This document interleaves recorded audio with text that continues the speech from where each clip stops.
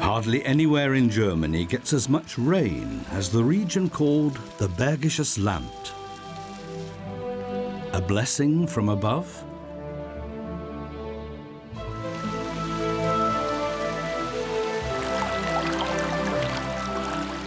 Water serves both man and beast. Water has always powered the economy.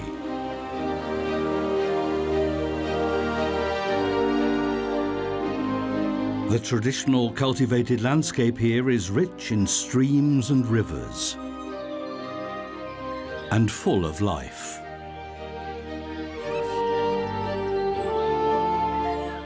Modern invaders feel as much at home here as long-established warriors.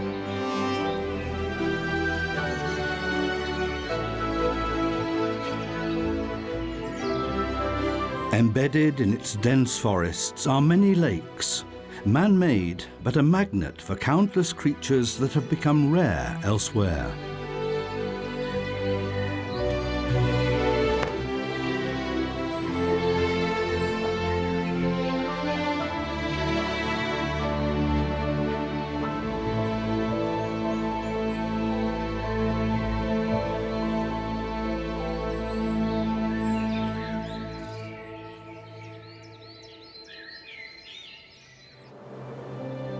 Gently rolling hills characterize the Bergisches Land.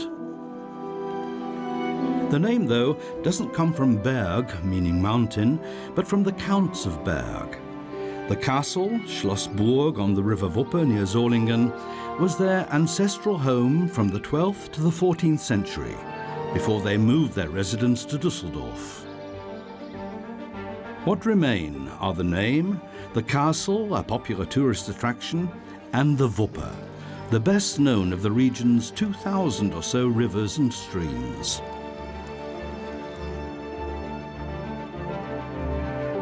Few regions in Europe are as verdant as the Bergisches Land. It belongs to the Rhenish Slate Mountain Range, on which the heavy rain clouds from the North Sea and the Atlantic release their precipitation. Since 1945, it's been a part of North Rhine-Westphalia. The region extends from the Rhine Valley in the west to the Sauerland in the east, and from the Rhine-Sieg district in the south to the Ruhr district in the north. 13 reservoirs are kept topped up by the rain in the Bergisches Land.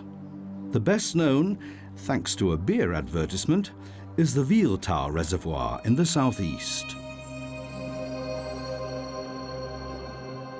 The clear waters of the man-made lake are home to many fish species. But they have to keep their wits about them. Down below, the pike is lurking. And up above, the great crested grebe.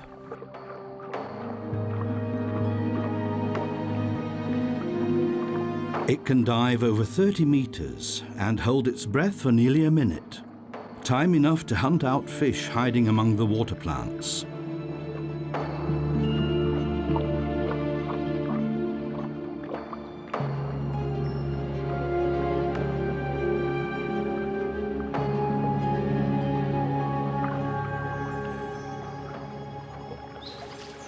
Up above, the female is waiting to be relieved. The pair take it in turns to incubate the eggs.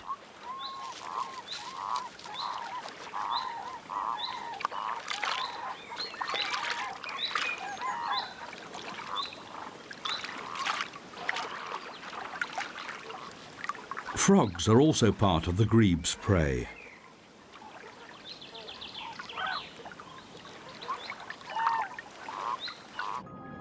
Depending on the temperature, tadpoles take 2 to 3 months after hatching to develop into young frogs.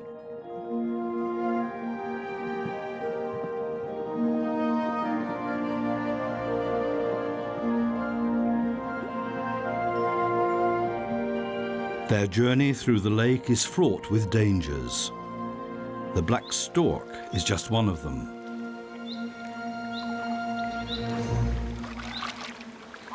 But it prefers to go after bigger prey, like fish and fully grown frogs.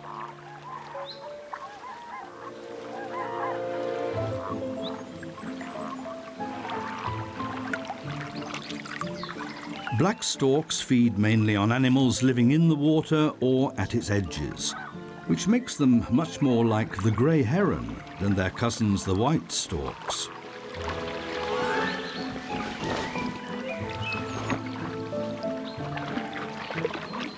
The water-rich Bergisches Land is the perfect habitat for black storks.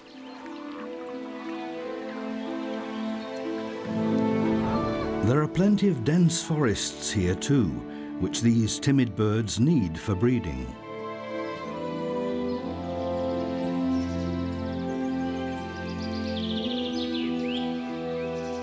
Every nest full of chicks is part of a success story, because the black stork was extinct for over 100 years in the whole of the Rhineland and Westphalia.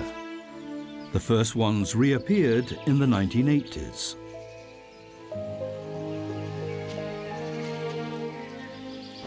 There are now about 20 pairs breeding in the upper Bergisches Land alone, the eastern part of the region.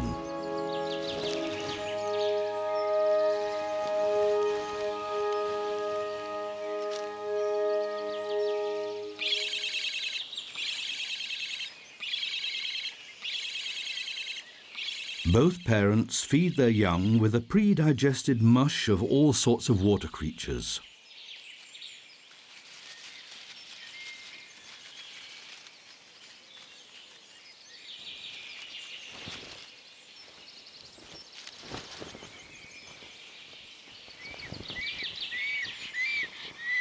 Their neighbour seems less than pleased at all the air traffic on his doorstep, although he is more of a danger for the young black storks than the frog catchers are for the owl brood.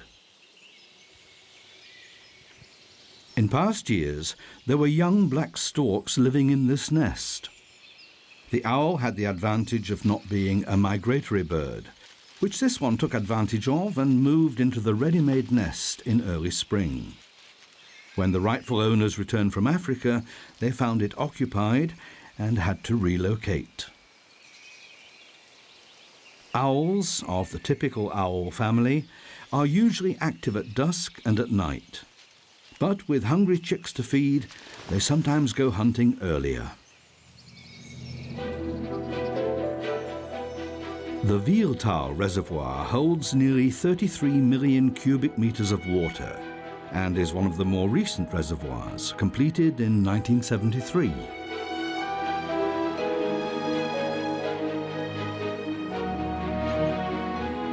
The Oechsenshammer Mill, near Engelskirchen, in contrast, is historic testimony to the fact that water has long been the driving force behind economic development in the Bergisches Land.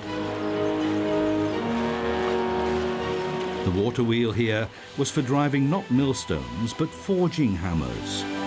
In today's museum, visitors can experience what work used to be like here.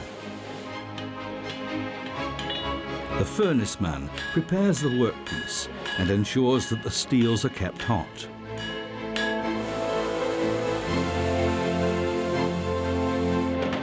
The blacksmith shapes the tool with the water-driven hammer.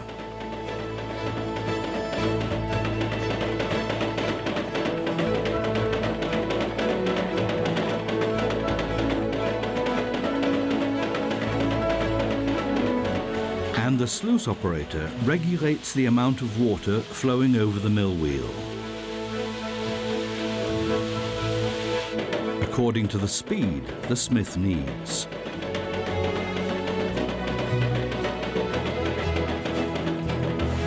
It takes coordinated teamwork for everything to run smoothly.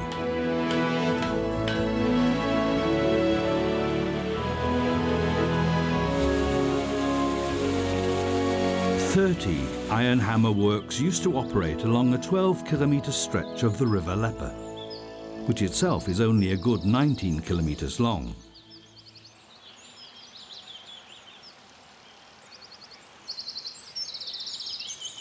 In an eroded river bank, young kingfishers are waiting for their next feed. The nest cavity, they can be up to 80 centimetres deep, has been hollowed out by the parent birds using just their beaks. Their work is never done. They now have to dive tirelessly for fish, and only 1 in 10 fishing attempts is successful.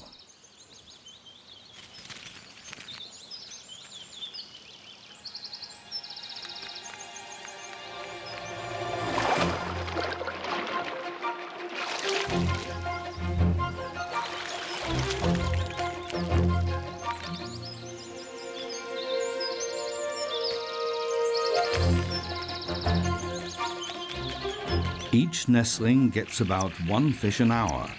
With 4 chicks, that comes to about 40 fish just for the young ones. Including failed attempts, that means up to 400 dives a day. These flying gems conduct a monogamous pairing and share the strenuous work of feeding between them.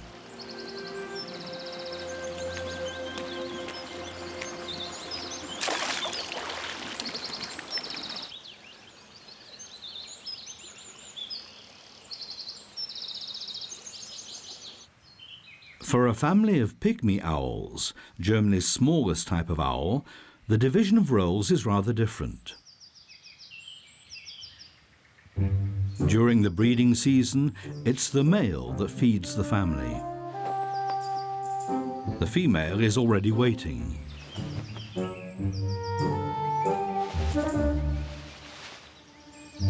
The rest is now his job.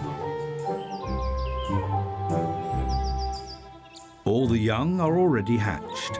In size, they could easily fit into egg cups.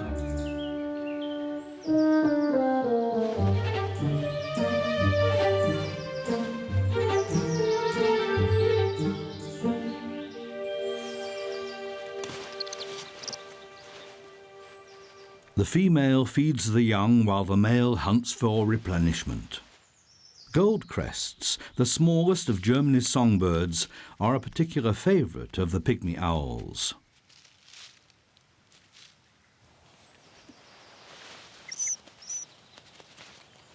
It takes a while for the female to divide up the prey into beak-sized pieces.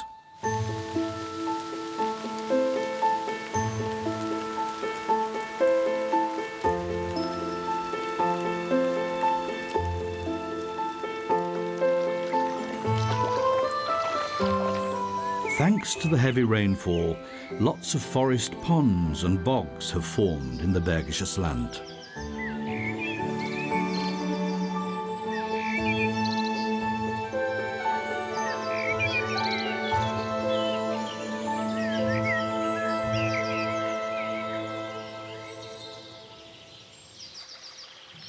The grass snake is sometimes called the ring snake from its neck markings.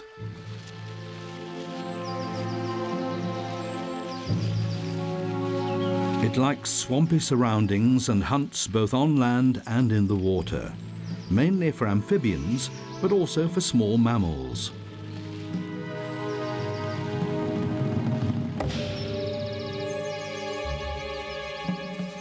A harvest mouse checks if the coast is clear again.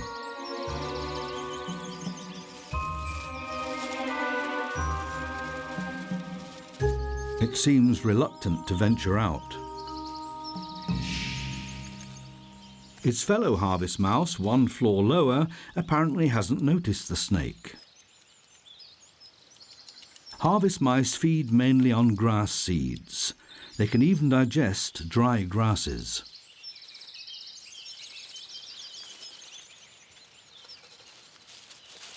It's taken just 1 night for the harvest mouse to weave its spherical nest from grass stalks. He keeps checking that everything's still waterproof. There could well be rain again soon. Small animals have a high metabolism and need to eat almost non-stop.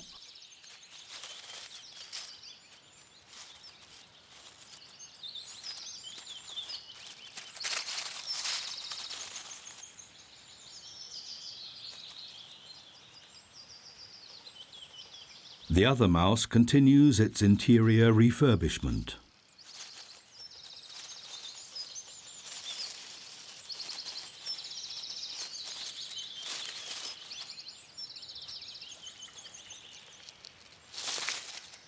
The dry food has given it a thirst.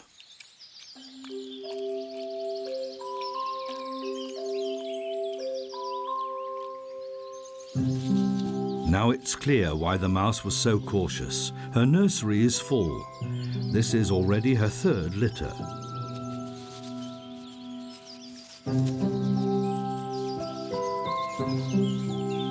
Harvest mice have up to 6 litters a year. Meanwhile, the neighbour is demonstrating that harvest mice are not pure vegetarians.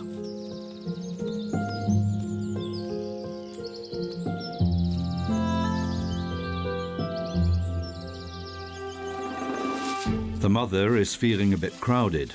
Harvest mice are loners and really get upset when neighbours don't maintain social distancing. Fire-bellied toads like to spawn in small ponds that sometimes dry up for longer periods. The advantage of this is that there are hardly any fish to eat up the offspring.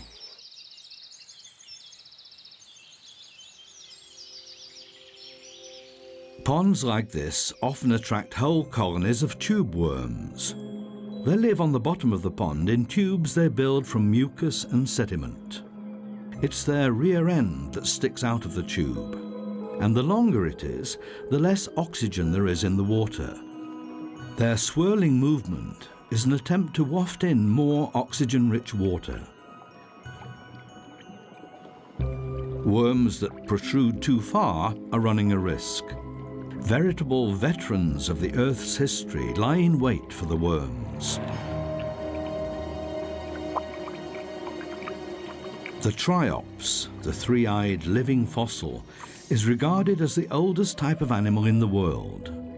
They were already floating through the Earth's fresh waters as long ago as 220 million years.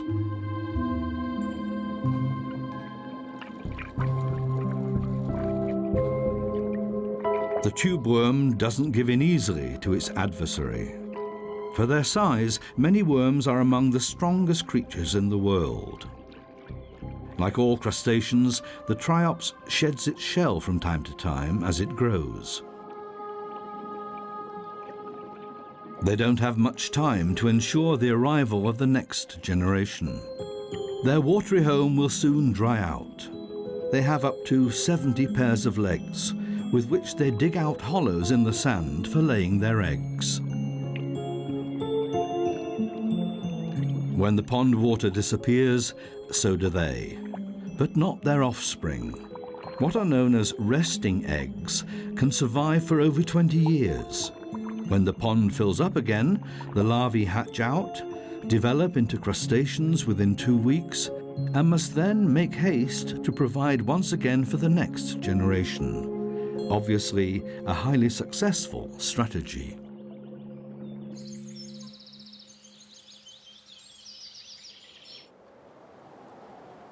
Less successful in the survival stakes was the Eibach-moated castle from the 14th century in the Lindlar district of the Upper Bergisches. After a fire in the 18th century, nature quickly reclaimed its territory. Water had served as protection against aggressors since time immemorial. In the moat here, carp were introduced, as was often the case.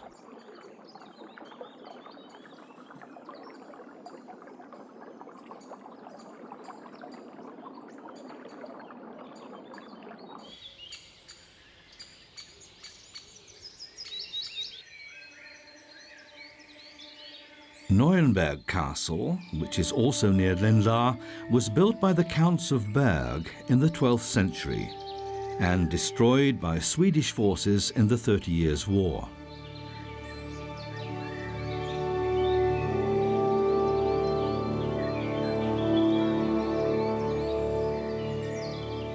Today the ruins once again have a lord of the castle. Its offspring have already moved out and made their way on foot, as is typical of young owls, to another hiding place in a tree root.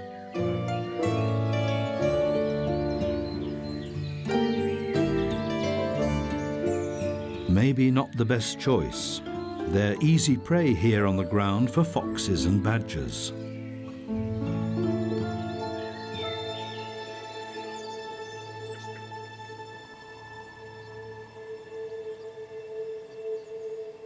The forests in the Bergisches Land offer many places to hide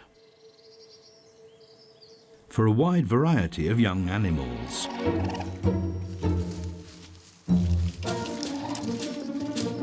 This young raccoon has survived its earliest dangers and is boldly exploring the world, quickly followed by its sibling.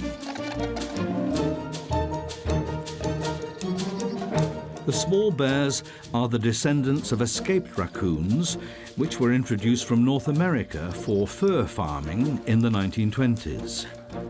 Since then, they've spread slowly but surely throughout most of Germany. In the Bergisches Land, too, they're advancing strongly.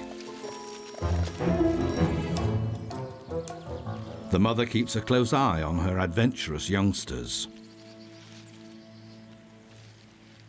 The more the young animals explore, the better they'll be at coping on their own later. Childhood curiosity is a strategy for survival.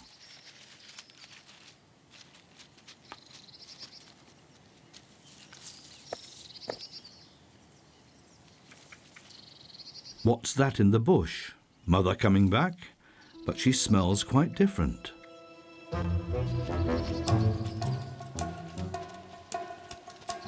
And she's so chubby.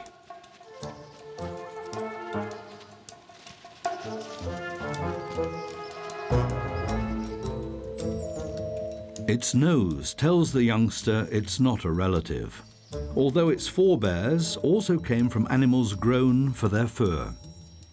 The raccoon dog was brought to the Ukraine from China and has since made its way further and further west. For some years, it's also established itself in the Bergisches Land. The young raccoon shows no fear, and it's in luck. Raccoon dogs mainly hunt smaller prey. By now, the black storks have grown significantly and are gradually turning from white into black storks.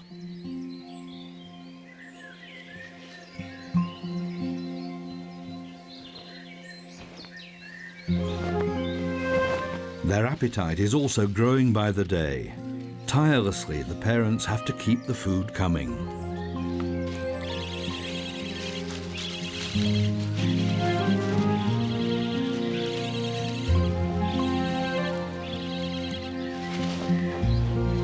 The neighbours' young have already left the nest and are hiding somewhere until they're fledged.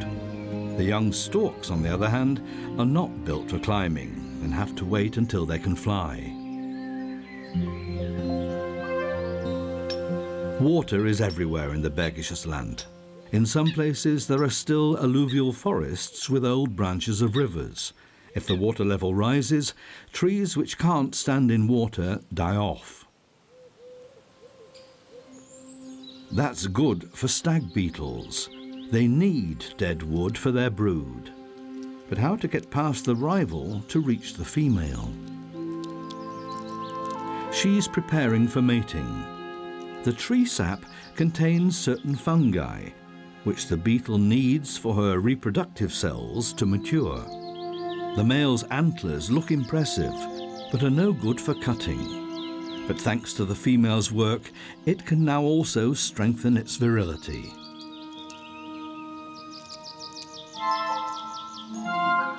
From up above, the scent of the female energizes the rivals. But one of them has to go.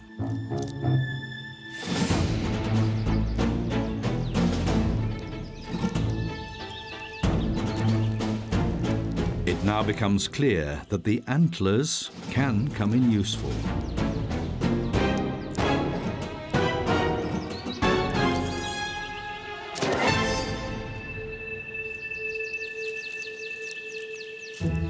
All clear.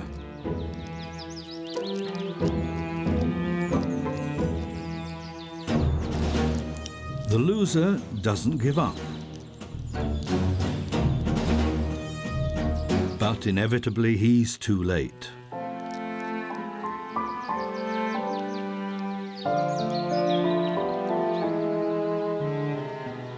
The female will lay the fertilized eggs in the soil at the roots of dead trees.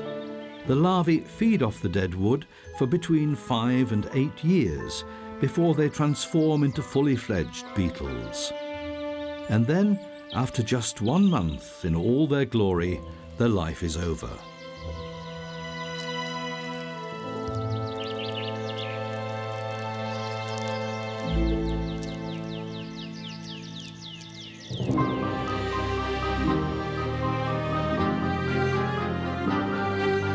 Over many centuries, the Bergisches Land has been shaped by human beings.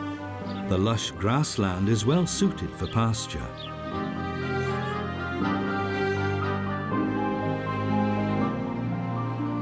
Wildlife does not need a wilderness, at least much less than is often thought. The fox is one wild animal that manages very well in cultivated landscapes. The fields provide young foxes with ample mice for food and room for playing.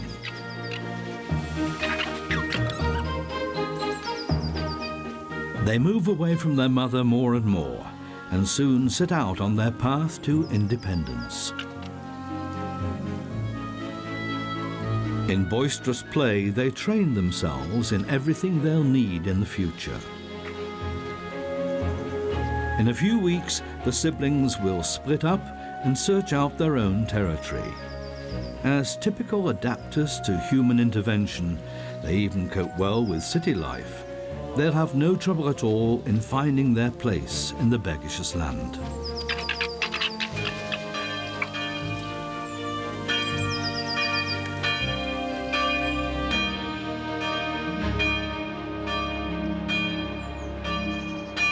Not far away, a veritable giant soars up to the heavens. Altenberg Cathedral is one of the landmarks of the Bergisches Land. Building began in the mid-13th century, so it's the same age as Cologne Cathedral, though it was completed much earlier. It serves not only the faithful. Kestrels have made themselves at home here. They too are excellent adapters to the human environment. Their name in German means tower falcons, reflecting their preference for tall buildings. Originally cliff dwellers, they use them nowadays as breeding places.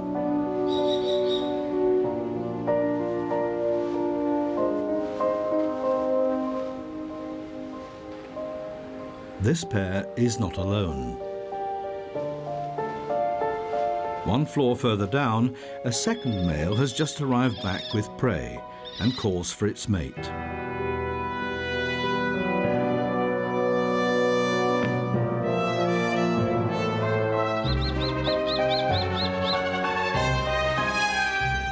It's getting a bit crowded for the first pair. Kestrels sometimes breed in colonies, but that doesn't mean that things are always harmonious.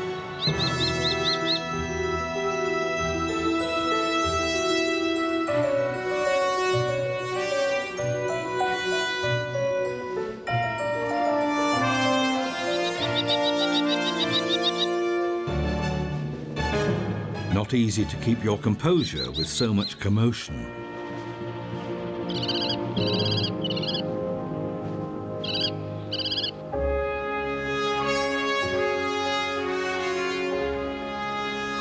The message is clear. This is our place.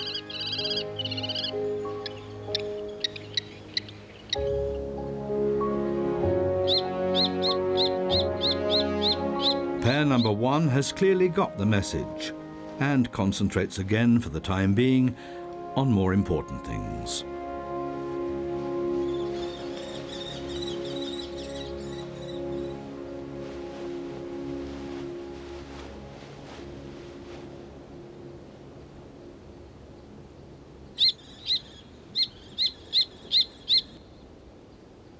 The cathedral was built on the banks of the River Dün. Perhaps this is the real River Dune of the Nibelung saga, and not the Danube.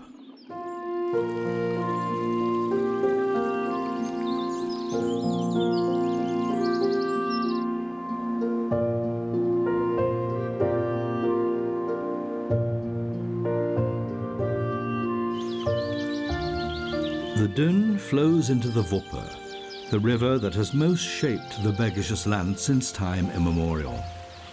Like most rivers, it begins as a small stream, or rather as many small streams. It has 40 or so sources. The rivulets unite in the Wipper, as the river's called for its first 15 kilometers, its maiden name as it were. In its upper reaches, it's crystal clear, before being subjected to quite a bit of pollution further down. Wash your hands before eating. Appearances are deceptive. The female raccoon is neither washing its paws nor its food. Its sensitive palms are feeling the riverbed for shellfish, snails, and other delicacies. The young raccoon, too, has no fear of water. It doesn't even need to swim here, though it's a good swimmer when it needs to be.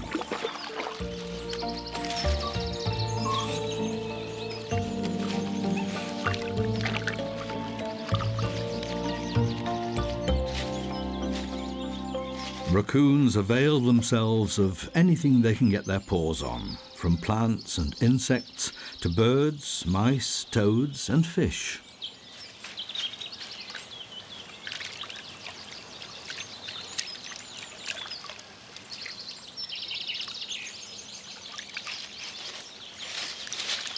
The young raccoon is already skilled at the hand-washing ritual.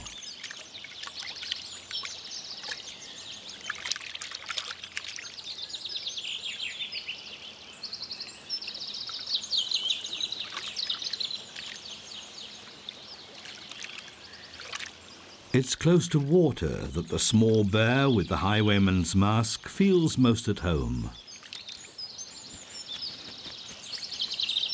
There's so much to discover here.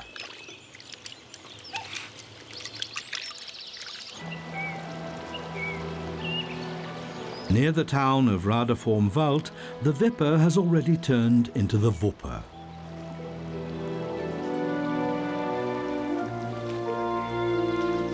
Here it's still showing its changeable, natural face. There's nothing to indicate that further along its course it will flow through one of the most densely populated landscapes in Germany.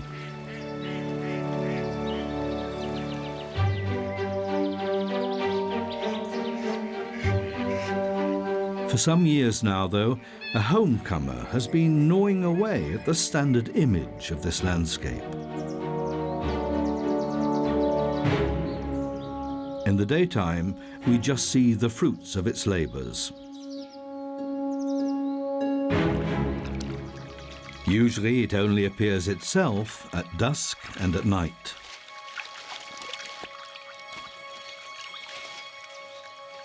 For a century, the beaver was regarded as extinct in the Bergisches Land. Its fur was much sought after.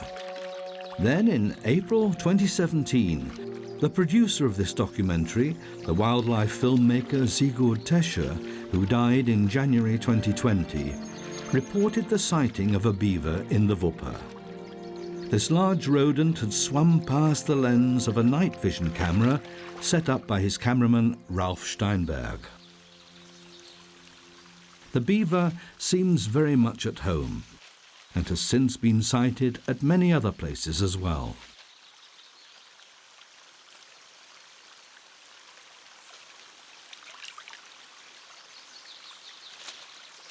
In summer, it mainly eats green vegetation.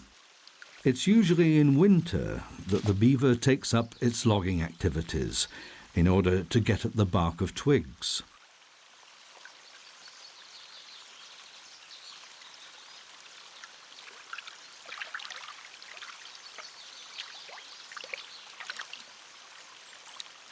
It's highly likely that the Wupper beavers come from animals that were released into the wild in the Eifel region in the 1980s.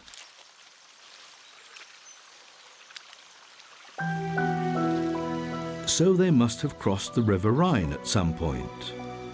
No great problem for these outstanding swimmers.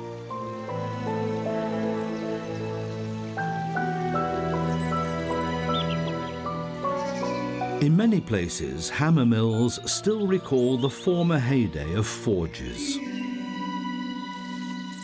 The disused mill ponds attract amphibians like the fire salamander.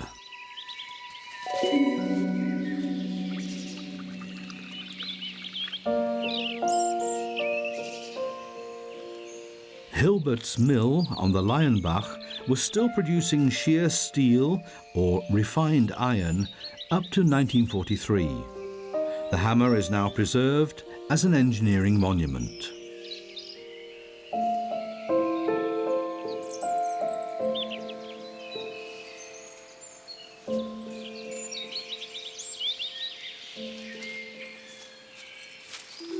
The fire salamander is something of a straggler in one of the most spectacular animal migrations in the Bergisches Land. In spring, the amphibians migrate to small bodies of still water and give birth to their young underwater. They don't lay down spawn like most amphibians. For 4 months, the young live in the water and breathe through their crest-like gills. Then they're ready for shore leave.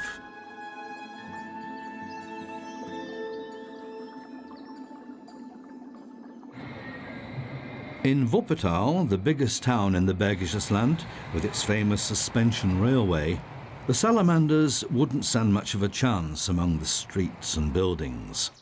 But just a few kilometers downriver, the Wupper shows its idyllic side again.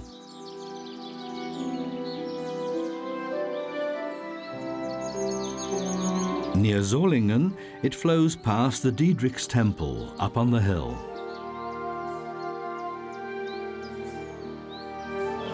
And then comes the next landmark. The Mungsten Bridge spans the Wupper Valley between Remscheid and Solingen. At a height of 107 meters, it's Germany's highest railway bridge. Before it was built, trains had to take a detour of 44 kilometers to reach Solingen.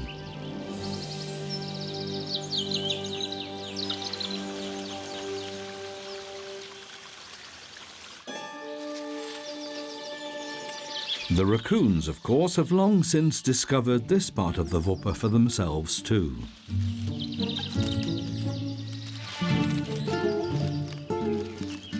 The youngster still hasn't got its balance quite right and returns to its mother for reassurance. But it won't be long now till it's making its own way through life.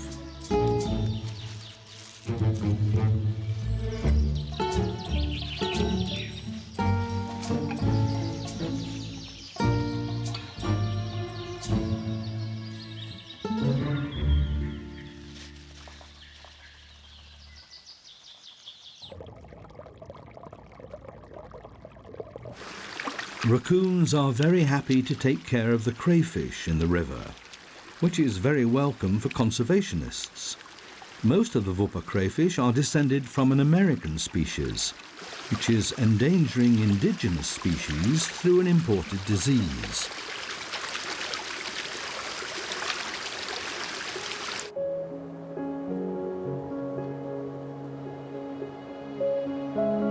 In the north of the Bergisches Land, near Wülfrath, a completely new rocky landscape has been created by man since the end of the 19th century.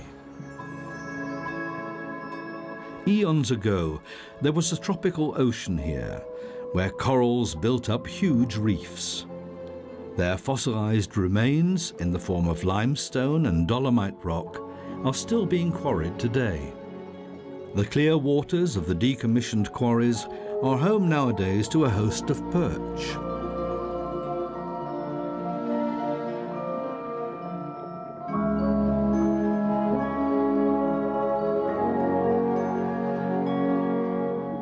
The man-made lakes have become a natural paradise, as have the rocky slopes surrounding them.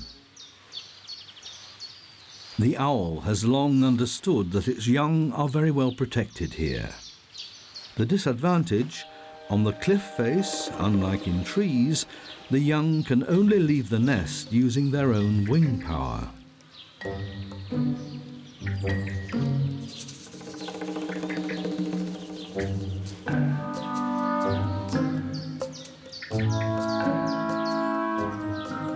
Flying is one thing.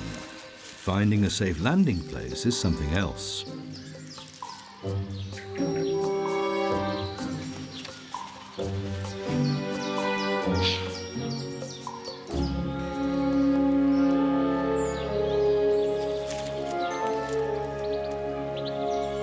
The last one doesn't want to be left alone.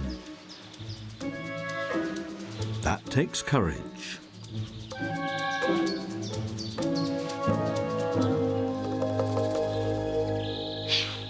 We've been doing that for ages.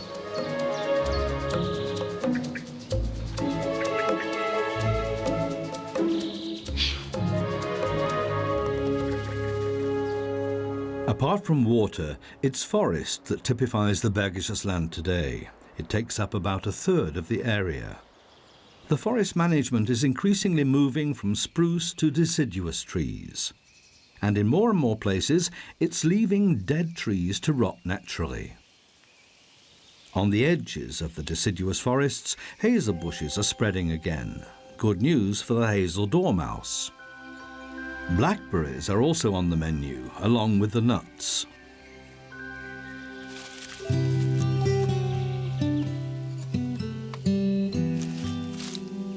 The sugary fruits are ideal for putting on a layer of fat, ready for hibernation. And it's a long hibernation here, at least 7 months. Actually, the hazel dormouse is a relative of the edible dormouse, both rodents noted for their long months of sleep in winter.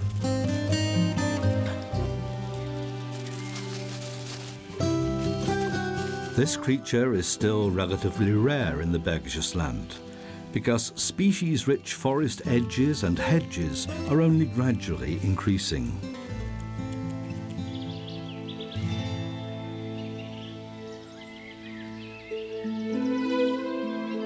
As recently as 150 years ago, there was much less forest in the Bergisches Land than there is today. For one thing, the many forges needed large quantities of charcoal. Then there was mining and wood pasturage. Broad areas of forest disappeared. Heath and moorland spread. Nowadays, heathland areas are rare and add variety to the landscape.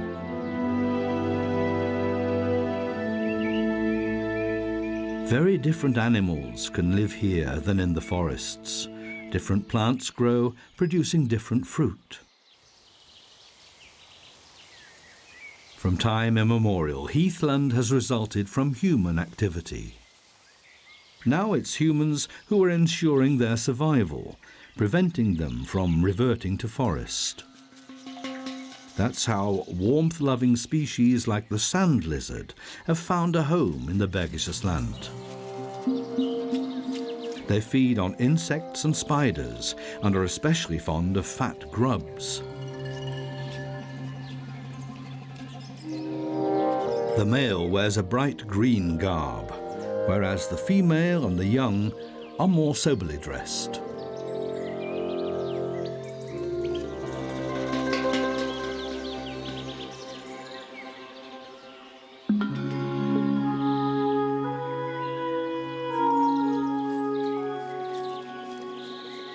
Dew on plants generally provides all they need to drink.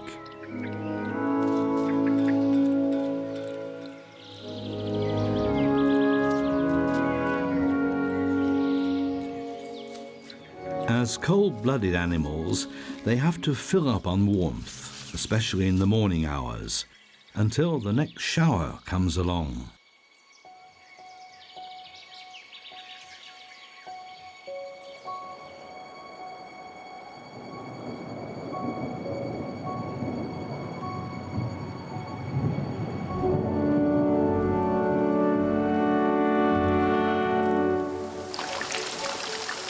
At least 800 millimeters of rain falls in the Bergisches Land every year, up to 1,500 millimetres in the uplands.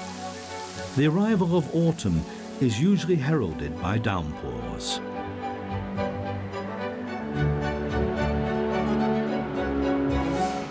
When the clouds roll by, the Bergisches Land emerges again in all its beauty.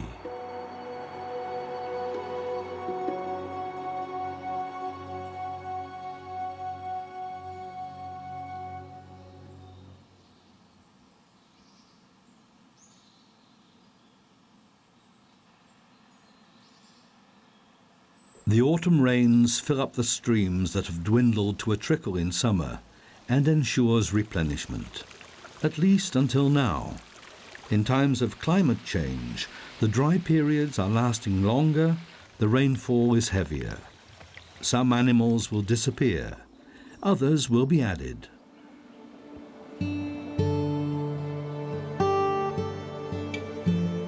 So far, the Vieltal Reservoir can still fulfill its task and supply around 200,000 people with drinking water.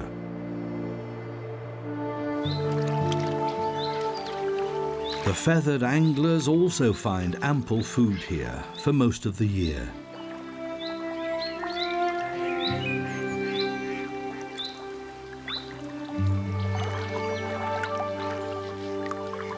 Meanwhile, the young black storks have also joined in, recognizable by their dark beaks. It won't be till next year before they're as bright red as their parents.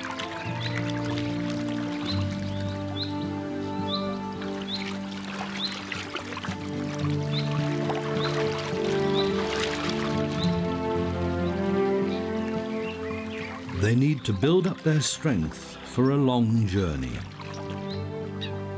The grey heron will spend the winter here. But the black storks will soon be heading off to Africa.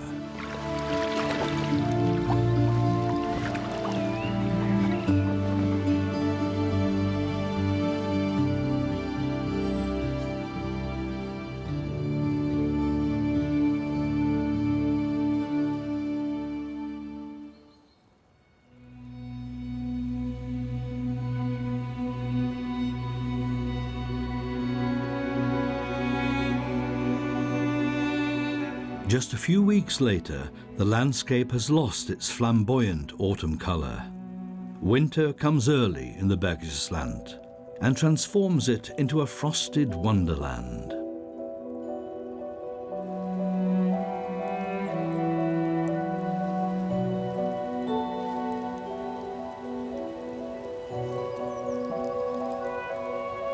The damp air means that mist and hoarfrost are particularly frequent.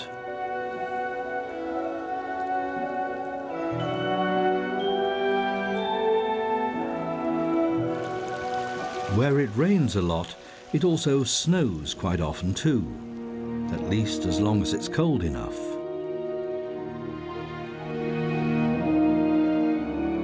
Winter in the Bergisches Land is relatively mild, typical of regions where the climate is shaped by the Atlantic.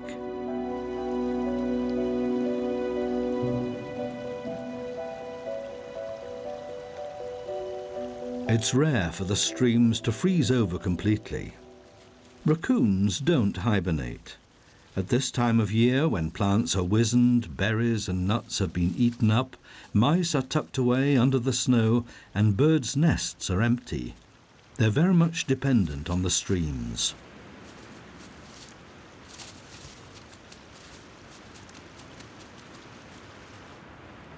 An albino tawny owl, a genuine rarity, watches the raccoon's efforts.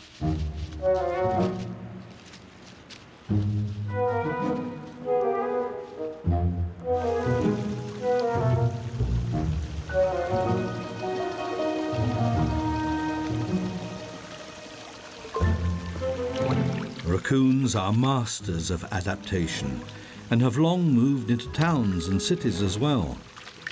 But landscapes like the Bergisches Land correspond most closely to their natural requirements. Wherever they can, whenever they wish, they prefer to live near water and feed on all it has to offer. Some scientists believe that a raccoon's paws become even more sensitive when they're wet, so they're even better able to feel for food.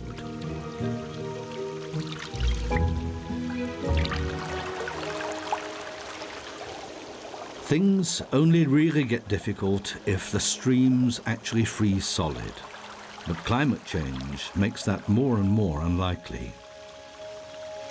For the American immigrant, the Bergisches Land is an ideal new home, whether it's welcome here or not.